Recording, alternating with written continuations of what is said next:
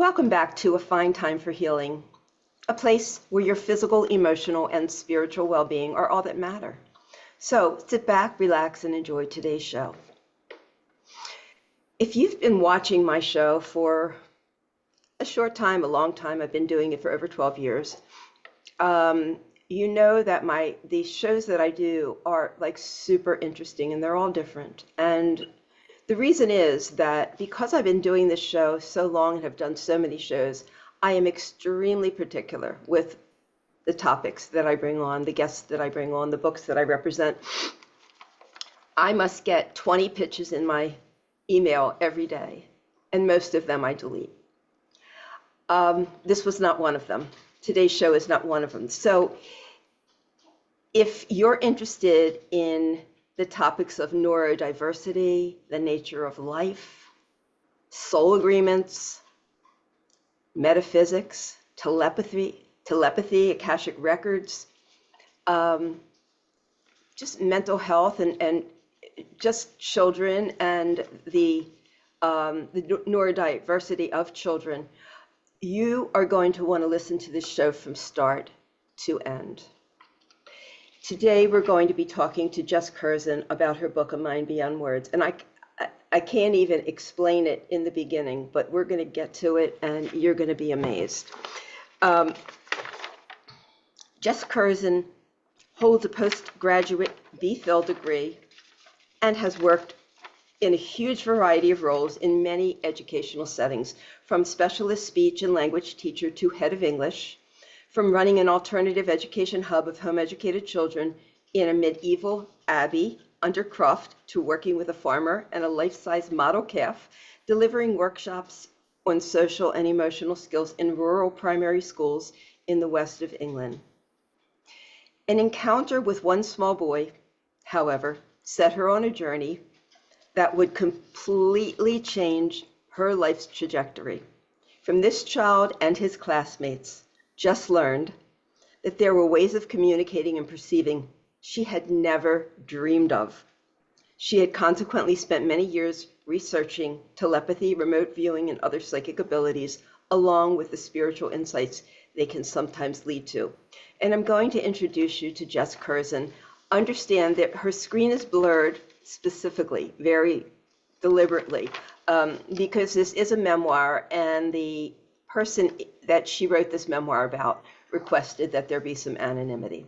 Welcome, Jes. It's so great to have you. Thank you, Randy. It's lovely to be there. Where do I begin? Okay. So you somehow landed a job, a temporary job, working with a small group of students in a school, that had issues. I don't know if they were all neurodiverse, but they were, I think, largely nonverbal. How did that come about? Yeah, that was a strange one. I'd just been taking a break from teaching after I'd had my own children, and I was staying at home with them, and they were just getting to, or the youngest was just getting to an age where I could start thinking about perhaps doing a bit of supply teaching, which was just filling in for teachers who are off sick for a week or two. And a friend phoned me up one day and she said, the school I work at, it's got this specialist unit for these children, and we've got a teacher off sick. It's only for 3 weeks. You are the right person for this job. And I said, oh, okay. So tell me about the children. And she said, well, they've all got speech and language difficulties. So most of them can't speak clearly, and some of them can't understand the spoken word, and most of them don't really get conversation. And I was kind of, whoa, I'm not sure I could handle that. How on earth do you teach children who can't speak so you can understand them? And she said, no, you'll be fine, you'll be all right, it'll be okay, you'll enjoy it, but it's the right job for you. And so I took a bit of persuading, but I went along to check the place out, and the school were absolutely desperate to get someone in to do the job. Well, I just said, okay, I'll give it a try. 3 weeks, what can go wrong? And by the end of the first week, I realized this was the job of my dreams. These kids were absolutely fascinating. And although they had speech difficulties, you could kind of get to understand them. It's like when you've got a toddler who doesn't perhaps pronounce everything right, but mummy can understand, it's that kind of thing. So within a week or two, I was understanding these kids pretty well. And yeah, we came to the end of the 3 week stint, and the teacher who was off sick said, actually, I'm not well enough to come back. Can you cover for a bit longer?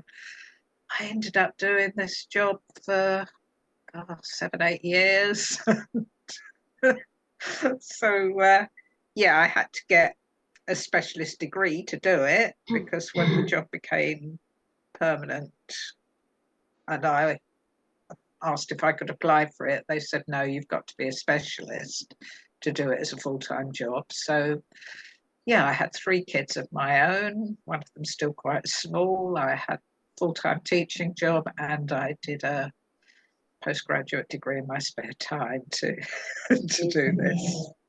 But it was Now, worth it. you noticed with these children that they could communicate with each other in a way that they just seemed to know what each other was saying and doing. They knew how to take care of each other, be compassionate with each other, those kind of things. So I think you noticed on the playground one day that what they were doing. Yeah, there was one particular day when it really hit me what was going on. They were playing a game, and there was only 10 children in the class. It was a very small class because it was such specialist work. And they were playing on a sort of tricycle taxi thing. And one kid was driving and the other kids were taking turns to sit on the back. And they got a little game going on. The taxi was going. These children all came into school and back by taxi every day, so they knew all about taxi travel. And the driver was going to one place, and then there'd be somebody waiting to get on, and then he'd go to another place. They all knew whose turn it was. There was no squabbling, no fighting, no trying to push somebody out of the way so that they could sit down. But there were no words.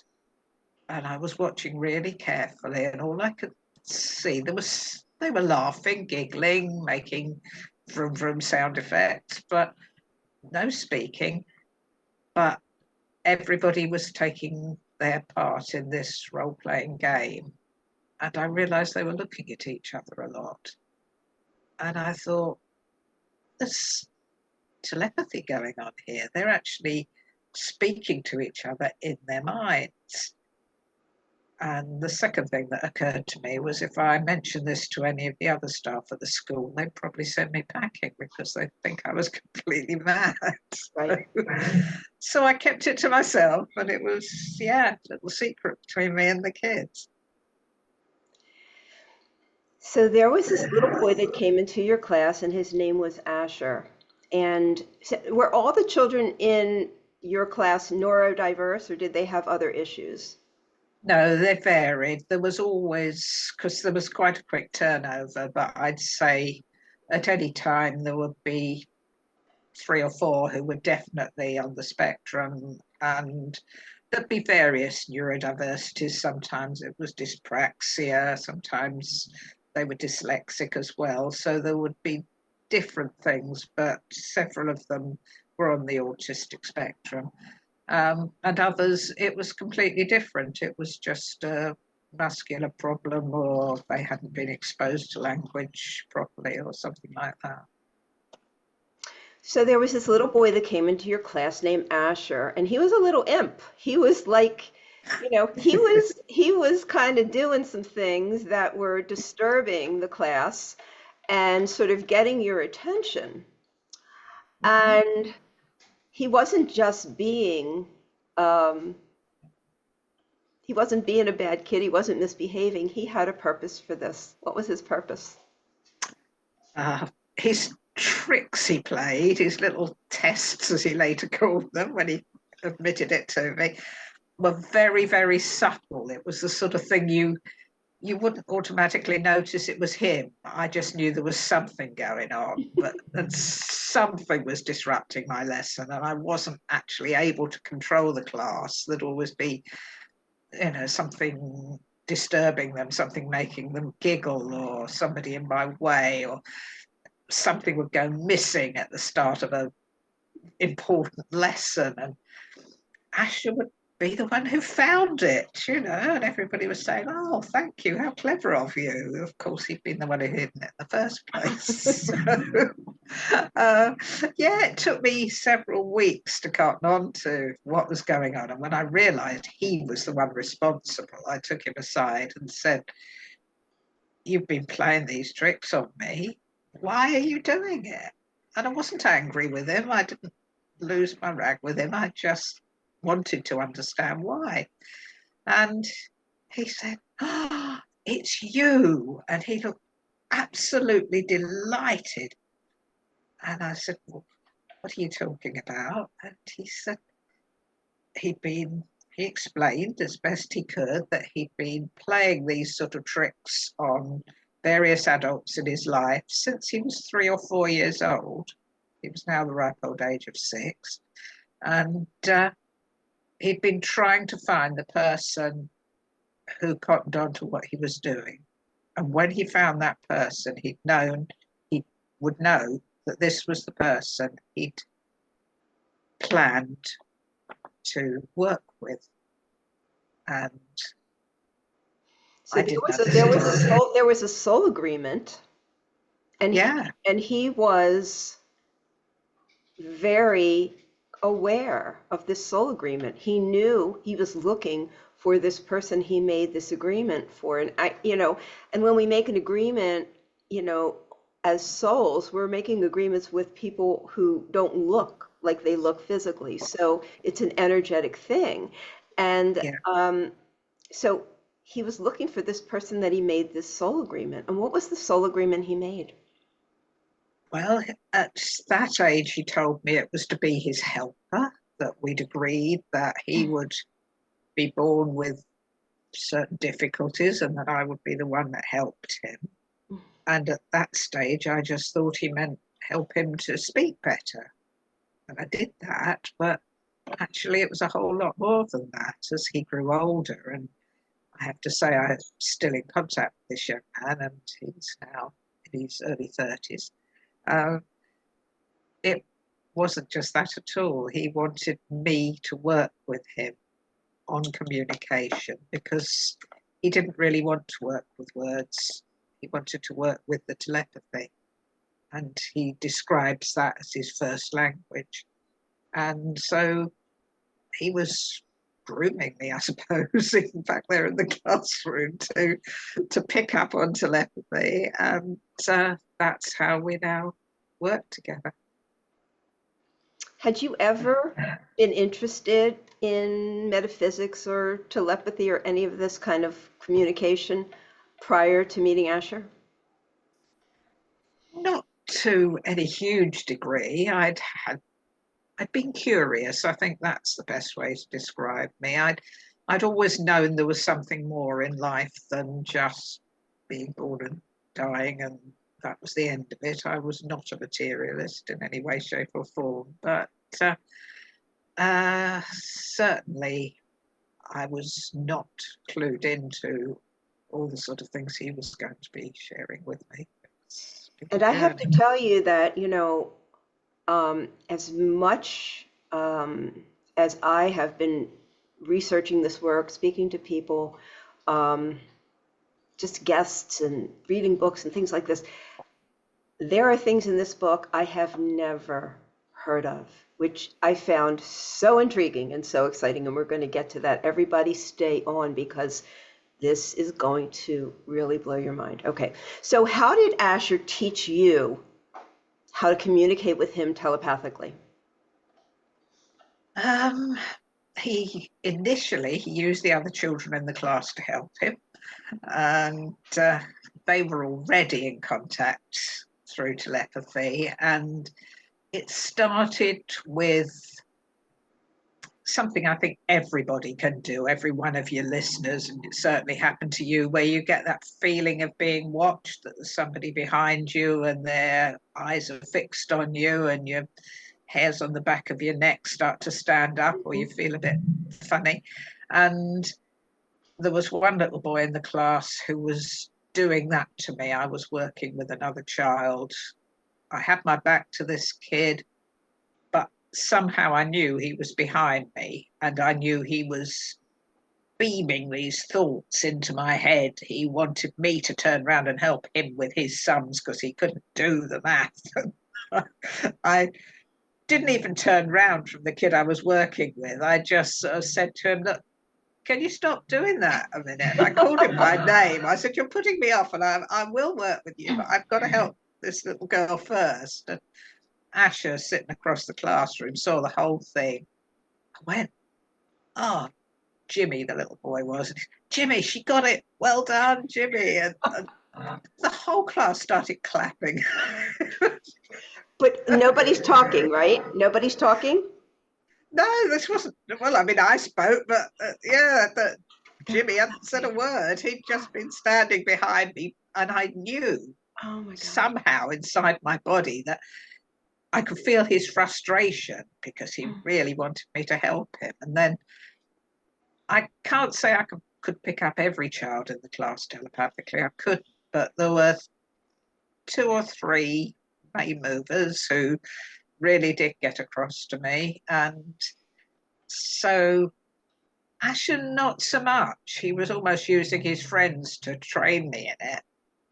His best mate was fantastic. He was really good. I could hear his little voice in my head right from somewhere across the school. But and I asked Asher later, I said, well, why didn't you do that? Because you were the sort of one who was running the whole show. And he said, well, because I was trying to learn to speak. I knew I needed to learn to speak to get by in life. And so I was focusing on that. But he said, now I've mastered that, we can get back to the real stuff. And we need to focus on the telepathy.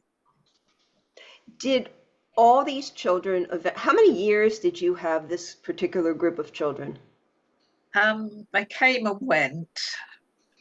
As I say, as soon as a child was ready to move into mainstream school, they were moved out and another kid was moved in. So some of them would only stay 2 or 3 terms, others would stay 3 or 4 years. But I taught Asher and a couple of the others from the age of 6 through to 9 or 10. And then, so I knew them pretty well by the end of that time. Now, did all of these children learn to use verbal language to a degree? Yeah, not quite all. There were a few who just didn't master it, and they went on to a sort of senior class for children with language difficulties. There were some whose mouths would never quite work right, but they were in the minority. I had a speech and language therapist working with me, and I had a very skilled teaching assistant, and so there were 3 adults to 10 children, and we got most of them. Mm-hmm. And you say in your book, so this was interesting, and I loved how you handled this.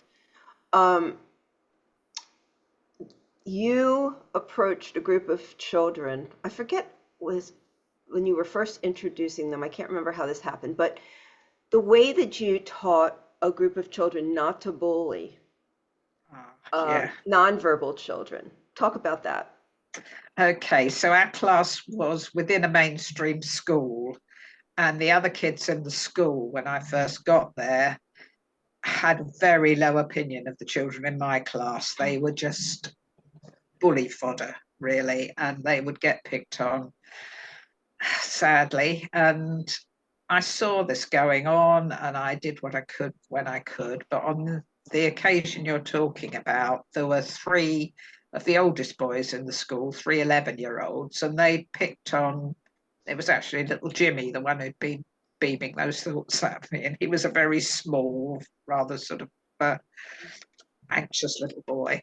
And these 3 lads, just for whatever reason they might have had, started beating him up one lunchtime, and Asher saw it happening and weighed in to try and help his little friend, and the boys turned on him. So one of the other children came rushing in and called me out. And when I got there, a couple of the midday assistants were taking little Jimmy and sorting him out. And the three boys were standing there looking very sheepish. And Asher was looking, close to tears, but standing out of the way. So I took Asher with me into the classroom, and I told these three boys I wanted to speak to them the next break time, and they were to report to my classroom. So when they came the next day, I said to them, okay, guys, I mean, these were 11-year-olds. They were very intelligent boys. I have no idea why they felt the need to do this. I think children just goad each other into doing it, don't they? And I said, I'd like you all to take one shoe off. And they looked at me. I said, just one shoe, take it off. So they did. And then I said, now I want you to take the sock off that foot, please. So they all took their socks off. I think they thought I was crazy. But I said, okay, now I'd like each of you to wiggle your middle toe. And one of them could actually do it, which I found quite impressive because I can't. And the other two couldn't. Every time they tried, all the other toes would wiggle as well. So I said, oh, well, that's odd, isn't it? One of you can and the other two can't. So I said, why do you think that is? And, well, I don't know. So I said to these two boys who couldn't do it, I said, aren't you trying hard enough? Or are you just really stupid? You're not clever enough to do it. What's the problem? I said, no, we're really trying, miss. We're really doing our best. And then I turned to their friend and I said, well, you could do it. I said, what do you think of these two friends of yours? Aren't they stupid? I said, do you want to beat them up? And he said, no, of course not. It doesn't matter if they can't do that. Nobody needs to wiggle their middle toe. So I said, no, you're right. Stupid, isn't it? I said, okay, well, put your socks and shoes back on. And so while they were doing that, I said, well, what if it had been the muscles in your mouth you couldn't move? Would that matter? And then they realised what I was getting at. And they just looked at me and I said, well, that's the reason the kids in my class are here, because they have difficulty isolating the right muscles to move in their mouths. And I said, our mouths are really complicated. And I got them making different sounds. I was going, can you make S sound? Can you make a B sound? Can you make a K sound? And which bit of your mouth moves? And so they tried it, and they were actually getting quite interested by this point, trying to make all these different sounds. And I said, that's why these kids are in my class. I said, they're no stupider than any other kid in the school. They don't deserve to be picked on. They don't deserve to be teased, mimicked. I said, they do all their normal lessons and they have to do a whole load of work to get better at speaking as well. So I said, I think it would be best if you laid off them. And so they were really grateful that I hadn't raised my voice. I hadn't given them any punishment. And I was quite pleased with the outcome, really, because they never picked on my class again. What a brilliant approach. Oh my gosh, I love that. That is so brilliant. It just like, boom, came right to you, right? Yeah, I don't know where it came from, but it just... Right. It just bing in there. So Asher, you and Asher formed a bond, but you also formed a bond with his mother. And you became very close with her. And unfortunately, she got sick. And before she passed away, she asked you for a favor. What was that favor? Well, by this time, Asher was just 9, and she and I knew each other very well by then. And she said, you know Asher better than anyone else apart from me and his dad. And she said his dad is going to struggle. with his autistic spectrum perception, with his, he's still got some speech difficulties. And she said, he's going to be a single parent. It's going to be tough. So she said, can I ask you, even when Ash is no longer in your class, to be kind of mentor to him? Can I ask you to watch over him and keep in touch with him and keep an eye on him, because you've got such a good bond with him? And I said, yeah, it would be my absolute honor. I said, I promise I'll be a lifelong friend to Asher. And I was happy to do so. Yeah. Right. And then you did. And then as he grew, you would go on outings and things like that, and sometimes very strange ones that were led by him, or, whatever. He made the decisions about what you would do and where you would go on these trains and things like that that you went on. And then he got a little older, and I guess as kids get to a certain age, they don't want to be associated with grown-ups. So I think there was a bit of a pulling away, right? Oh, sure. Yeah. I mean, by this time he was in a mainstream school. He was in his teens, early teens. And yeah, the last thing you want to do is hang out with your old primary school teacher. It's not cool. Yeah, sometimes he did. Sometimes he did want to talk to me, because I was the only person he talked to about all his metaphysical stuff, all the psychic things that he was picking up. And he couldn't talk to his father about that, and he couldn't talk to his schoolmates about it. But at the same time, he wanted to be a regular teen and hang out with the lads. And yeah, so he was sort of torn two ways, really. And by this time, you had done a lot of research and learning about metaphysics, right? And so now you were sort of catching up to what he was sharing with you, although there would be no way to completely catch up to what he was sharing with you, because he was so far above, his knowledge was so far above anything that we are conscious of in this physical world, right? Yeah. I couldn't keep up with him. I used to try my best, and I was buying all the books and watching all the, I mean, there wasn't all the sort of YouTube shows that there are now, but, I was doing my best, going to conferences, trying to learn this stuff. But no, he was light years ahead of me. And what was the most, I want to talk about the brainwave stuff. I want to get to that later, but because that to me is just like mind blowing. That was mind blowing. But I want to talk about what it was. What are some of the things that he taught you about the other? He visited realms, right?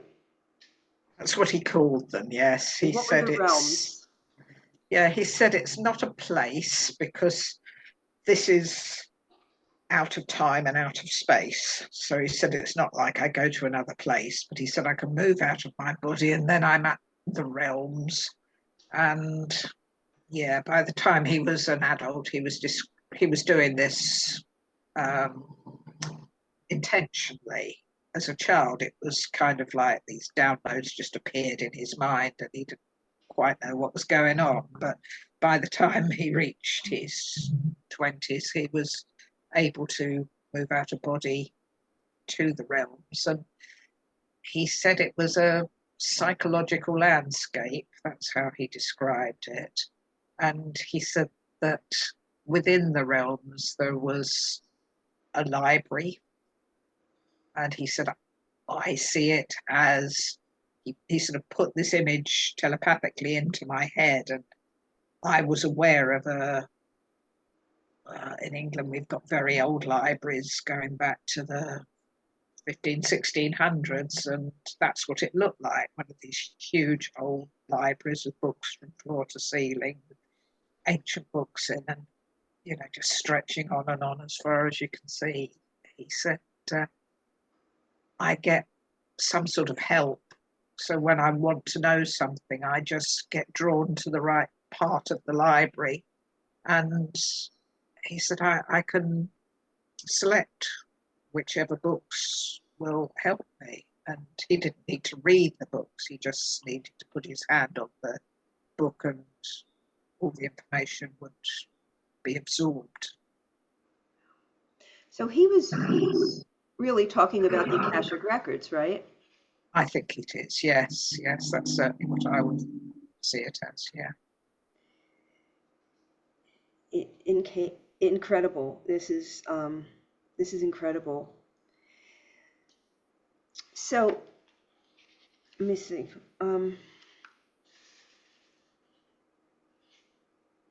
What did he say about free will? He said that we all have free will.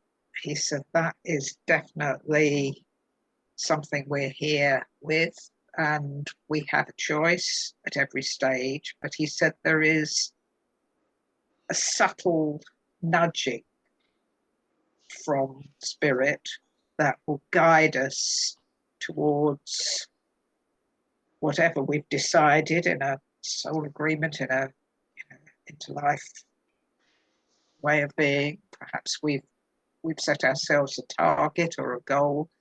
And he said it's like, in America you call it GPS, in England we call it sat nav, and he called it sat nav, subtle light navigation, rather than satellite navigation, which I thought was quite clever. Sat nav, and this is sat nav. So he said it's just like you're setting your target in your car. I want to go to such and such a place, and it'll map out a route for you. And he said that's what spirit is doing for us. We're taken to the right place, and I believe me being taken to that school where he was going to become a pupil years later, I'm sure that was part of my sat-nav prompting, if you like. But it's just those sort of little nudges that send you in the right direction. And I said, well, what if I chose not to follow that? What if I decided not to do it? And he said, well, it would do just what your GPS does. It would just recalibrate and send you on a different route. You'd still get the opportunity, but it might take a few years longer. Wow, he just knew these things. He was so connected. Yeah. He had a soul agreement with his mother too, right? He knew she was. I'm sorry, could you repeat that? He had a soul agreement with his mother as well, correct?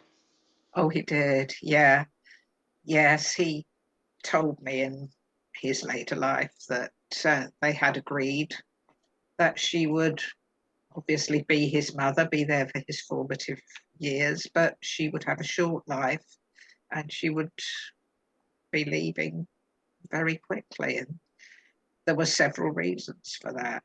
And one of those reasons was her own reason, which I don't know anything about. And another reason was that it would push Asher and I together, because normally when you finish teaching a kid, they just move out of your classroom and you probably don't see them again. But there was a reason to hold us together. And yeah, he also said that he needed her to teach him what grief felt like, because if he hadn't understood that, he might have been tempted to say, well, there's so much after this life, we don't have to worry too much about what goes on in this life and make a big fuss about it. And, it's only a tiny, tiny bit of our whole soul journey. But he said the fact that I had that awful experience at a very young age has taught me that doesn't mean it doesn't hurt. It doesn't mean it isn't very, very real. So what he was actually saying is, it's a weird sound. What he was actually saying is that we must be grounded in this life, in this incarnation. We can be spiritually connected, but we must be grounded to the experience we're having here as well. We can't be completely off into the cosmos, right? Absolutely, yes. He's And I mean, yeah, he's a fine one to talk because he can move out of body at will, but nevertheless, he's still got his physical life and he's still got to keep going with that. He goes out to work, he's got a job. So yes, he has to get through day-to-day living as well. And he said that's important because we're gaining knowledge and learning and growing our souls, really. Yeah, that's, you know, and I think this is an important point because I feel like some people who get very spiritual and very metaphysical want to sort of live in that realm at all times. And that is not what we're here to do. I think we can be connected, but connected to spirit and understand other things, but that we must be grounded in the life that we've chosen here because we have to live this life through and evolve the way we need to evolve, right? Yeah, absolutely. That's perfectly put, Randy. Yeah.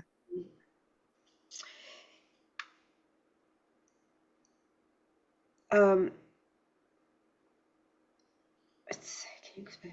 Okay, so you got into a discussion with him about intuition, and you said you had heard a neuroscience researcher claim that intuition is in the right brain, and you were asking him, is it?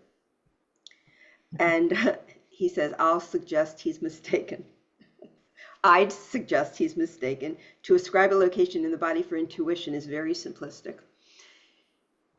Can you explain to us what he said about intuition and how we tap into that? Goodness. Let me think. Did you want me to talk about the brain states thing? Well, yeah. I don't want to talk about the brain. Okay, so he said, people largely don't know what they're engaging in, but when they say they need to mull something over or go away and think it through, that is the process. The mind takes the specific idea from the brain and places it into the information field while also drawing out useful knowledge to augment it. It's a very real sense. Our brains are expanding. Consciousness. So then you talk about consciousness, and he says, I find words restricting, but if we take the underlying concept, it would be misleading to equate consciousness with sentience. So this gets into, well, okay, I'm not even going to get into this because this is so crazy. Okay.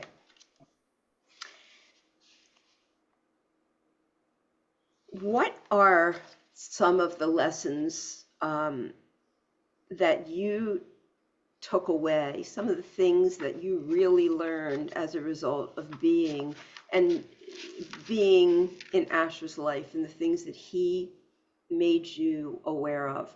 What are some of the key things that stood out for you? Oh, there are so many. I almost don't know where to start. Pick one. I think what he said about, I'm just going to grab the book and open it somewhere. I know, there's a lot, there's so much here. There is so much here. There's so much here. Right. I don't mean to put you on the spot, but I'm just... No, it's just the sort of, the first three parts of A Mind Beyond Words are autobiographical, so it's talking about our life. But when you get into part 4, it becomes absolutely jam-packed with his thoughts. Yes. What he taught me about creation, that is something huge, because I'm not talking about creation as in the book of Genesis. I'm talking about how we create our lives on a day-to-day basis. And he often, when he's working with me telepathically, he doesn't necessarily work by sending worded thoughts into my mind. He will often send me pictures or images or whatever. And that actually works quite well. Then it's my job to turn it into words. So he's very good at sending those images. And I was shown what looked like a tower, a sort of pillar, and then there were bits splintering off from it. And this was when I'd asked him what creation looked like.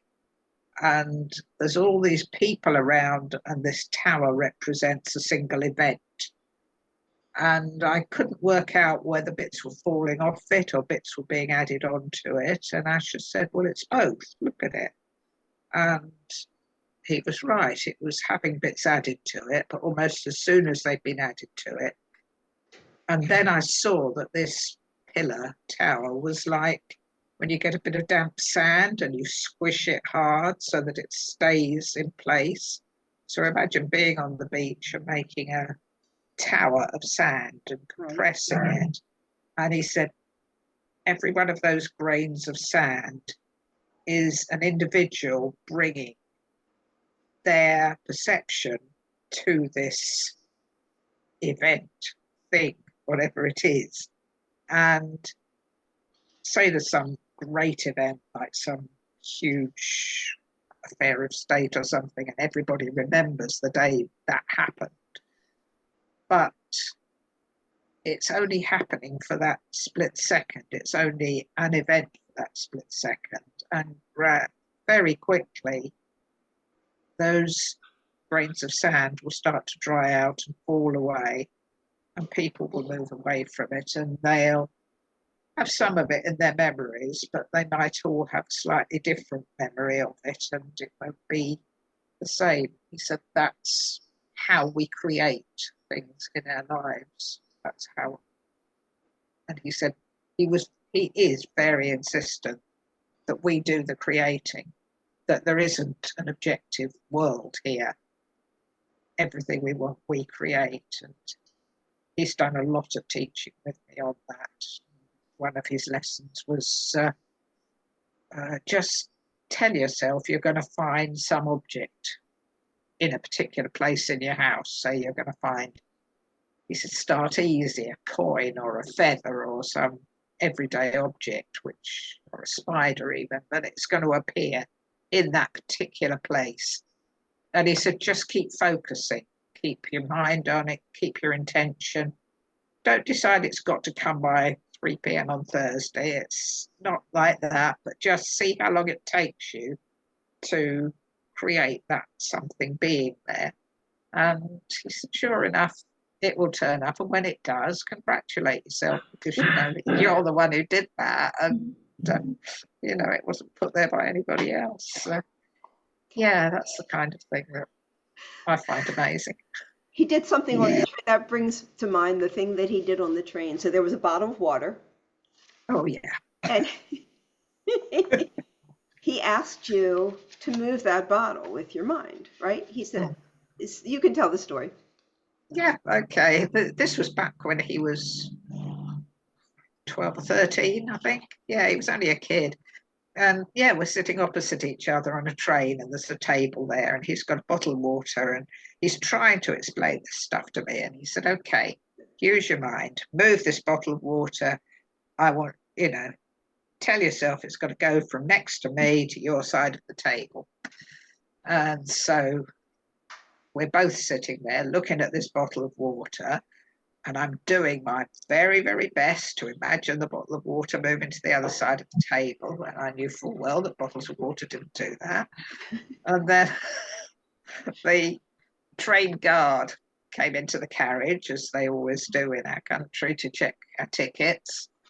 And this guy came up to our table. He checked my ticket. He checked Asher's ticket. The whole thing would have lasted seconds. And at some point during that interaction, the guard picked up the bottle of water and moved it to the other side of the table, and then moved on to the next people.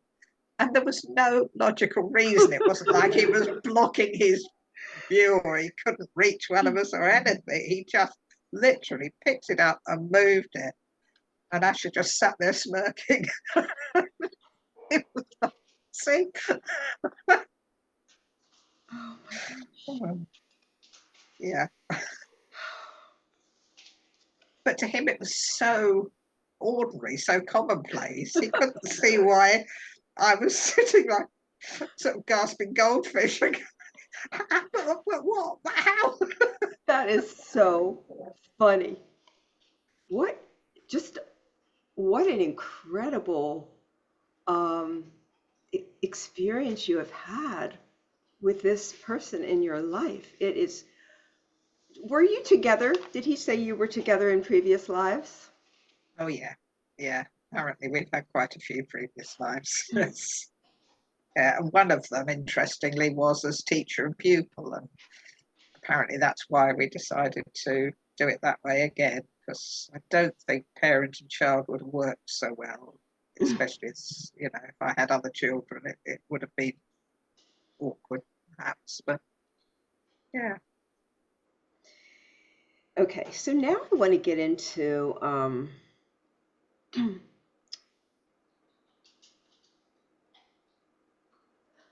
okay. All right. Now I want to get into the spectrums. I mean the brain waves, because this is something that he shared that I think is so important for us to understand about kids on the spectrum and why they don't communicate as well verbally. Okay. But so you said in here, scientists have discovered that many neurodiverse people tested with EEGs have abnormally low activity in beta and correspondingly high activity with theta waves. Um, the testers predictably saw this as a defect that needed to be cured. Some also noted gamma spikes in the theta brain state. Okay, so what did you learn about the way their brain waves work, and how it impacts their ability to communicate? Well, to answer that, I've got to start off with Asher's version of what the different brain states are, because they're not quite like what I've found written in the sort of neuroscience. Okay. So if you take a neurotypical person, an ordinary person, if you like, for them, delta is the state where consciousness is not in the body. This is according to Asher, that the body's alive, but it's either unconscious or in a trance or in a near-death experience or under anesthesia. The next level down is theta, which is the transitional state between being conscious and unconscious. So that's either dreaming or in that state just before Meditative, dreaming. meditative. Yeah, that's right. Yeah. And then alpha that's the physical body's relaxed. So it's the sort of state when you're going into meditation. It's yeah, the alpha state's often what you sort of go into when you do one of those nice little bits of music you play when you're trying to get to sleep at night. So it's a fairly relaxed state, but it's also grounded. Beta is the state that most of us live our everyday lives in, which is the sort of bustling around. So we might get the occasional flash of insight, but basically we are concerned with the physical world. And then the gamma state is that very hypervigilant, very aroused, fight or flight type state. So that's for the normal everyday people. But Asher said people on the spectrum find it really difficult by and large to cope with beta. Everybody else's everyday life. It's all too loud, too busy, too difficult. There's too much groundedness, not enough spiritual stuff, there's not enough connection. And they tend to spend most of their time in, or would choose to spend most of their time in theta, which is that state, the other side of alpha, where you're feeling very relaxed, and that is their natural way to be. And because the experts all insist that they get themselves into beta because that's what the experts do, so therefore it must be the right way to be, that causes huge anxiety. And so often that's why what you mentioned, the gamma spikes, which is the panic, the meltdowns, the worries and fears. And yeah, it all made absolute sense to me when he explained that. So what he's saying is that those on the spectrum prefer to stay in which state? In the theta state, which is the dreaming, hypnagogic, meditating, sedated, that kind of state seems to be their natural place to be, which is why people on the spectrum often are judged as being a bit out of it, a bit away with the fairies and not really focused and not really paying much attention. And that's their comfortable place, just like for the rest of us, being in beta is a comfortable place. So right, being in beta is where language is, and that's not comfortable for them.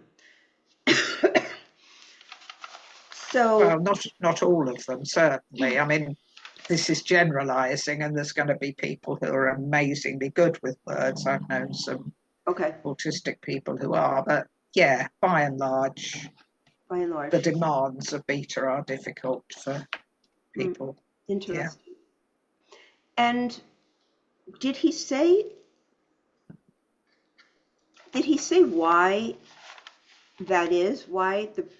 So when he talks about the brainwaves as he sees them, is he saying that that's the way the reality should be, or is he saying that his reality is different than our reality? He's saying that if everybody could get to alpha, which is the state between those two, we would actually get along an awful lot better. So it would mean getting rid of the rat race and the day-to-day stuff in the beta state, and it would mean us stepping up towards a much more relaxed. He said it's like, he described it as having a funnel above your head, which was the sort of link to spirit, and a funnel below your body, which is the link to the earth, the groundedness, and keeping both those funnels the same size. So you were as grounded as you were spiritually aware. Right. And he said the trouble is with beta, the bottom one gets wider and the top one gets narrower, whereas where he is in theta, the top one is really wide and the bottom one is narrower. So he said if all of us could get to that balance between being a spiritual being and being a human being, that would be a better world. And he was also talking about how that our energy goes beyond what we physically see. So that we reach all the way up and we reach all the way down. And then the part that we see is just the spectrum of light that's visible to us. Yeah.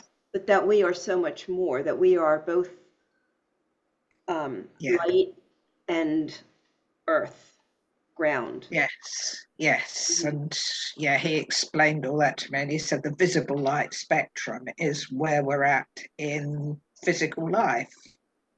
But he said above, when you've got like your chakra system and you've got your violet here, above that is ultraviolet, which, unless we've got special equipment, we can't see. Above that is other frequencies that are way beyond that.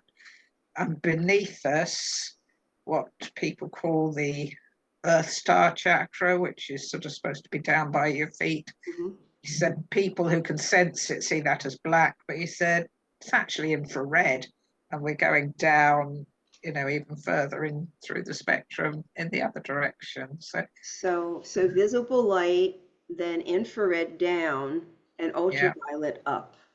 Okay, and that we are all of that. we have all of that and more besides. Yeah. Wow.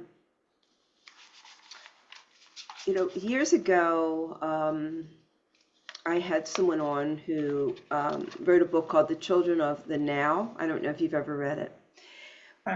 Meg Blackburn, I think it was. And she was talking about the children of the newer generations as being indigo children, crystalline children, children that are considered different and not fitting in, but actually they are really the children of the future. They possess they're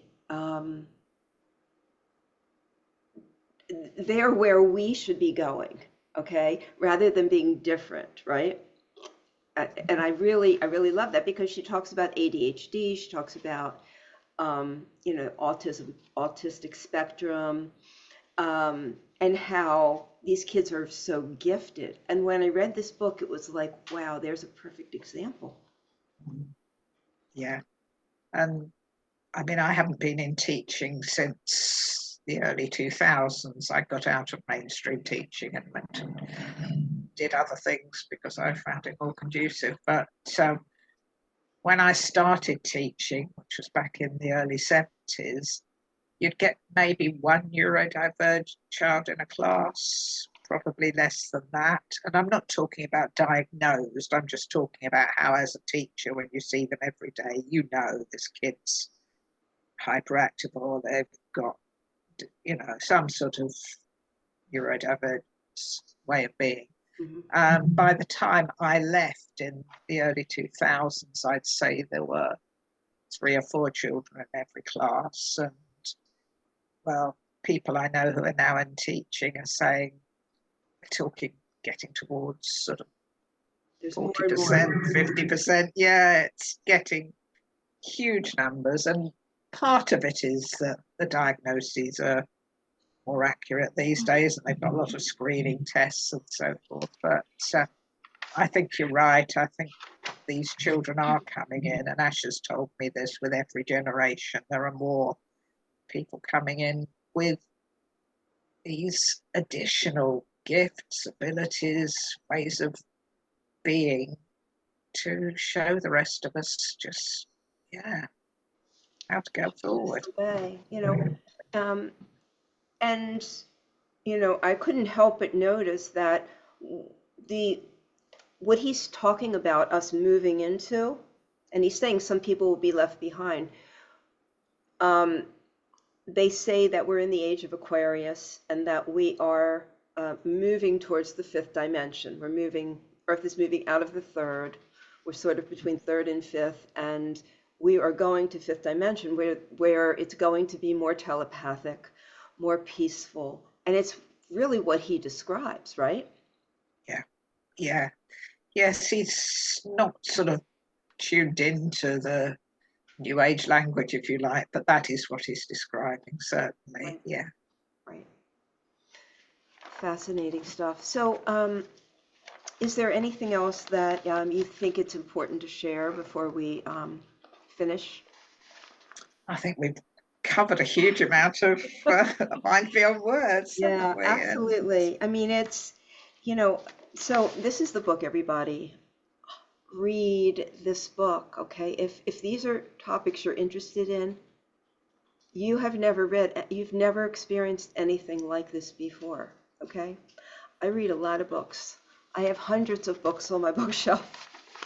Certain things stand out to me over the years, and this will be one of them, because this is a story, it's just so near and dear to my heart and what I believe, and how fortunate are you to have experienced this in this lifetime? Absolutely, aren't I? I really think I'm the luckiest person I know. Yeah. You are so lucky. Wow. So, you guys have done this before, but this was a really important lifetime for both of you. I'm sure that you have achieved a lot of evolution of your soul in this life. Mm-hmm. Yeah, absolutely. Yeah. Well, it's so wonderful. I'm really, really glad that we got to talk. I'm really glad that I got to read the book. And what a phenomenal story, Jess. Thank you so much for having me on and allowing me to share it with your listeners. It's been really lovely chatting to you, Randy. Yes, it has. So have a nice day. I've really enjoyed it. Thank you so much. Bye-bye.